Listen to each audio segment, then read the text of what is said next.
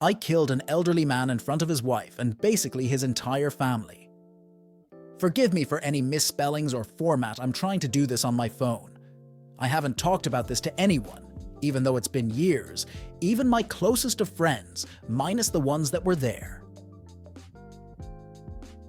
One night when I was in college, I was driving to get some liquor for a party my fraternity was supposed to throw the following night. I was taking a street I was very familiar with to get back to my house. It was dark, but the street was lit with street lamps.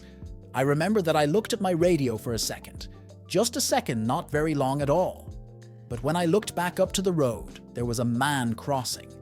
I didn't have any time to react. By the time I saw him, he had already hit the good of my car and bounced off the side. I remember screaming and hitting the brakes and the wash of horror of what had just happened. I'll admit, I had thought about speeding away, but I pulled over to the side and ran out of my car to check on this guy. When I got to him, his family was standing outside the restaurant he was leaving, and they were all screaming and crying. He is laying on the side of the road with blood coming out his nose and mouth. Two other men were standing with him trying to see if he was all right and calling 911. All I could say was, I didn't see him. I was frantic by the time it had set in what I had done. I sat on the curb across from the family and listened to their crying in agony while we waited for the paramedics to arrive. I sat there and sobbed while the paramedics took him away in an ambulance.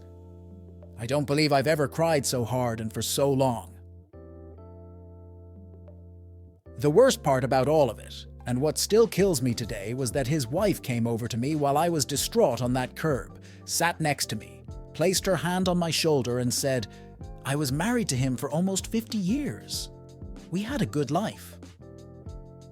Then she hugged me and said that she forgave me. After everything was said and done, it was ruled that it was an accident. I wasn't charged with anything, and I had one of my friends pick me up from the police station.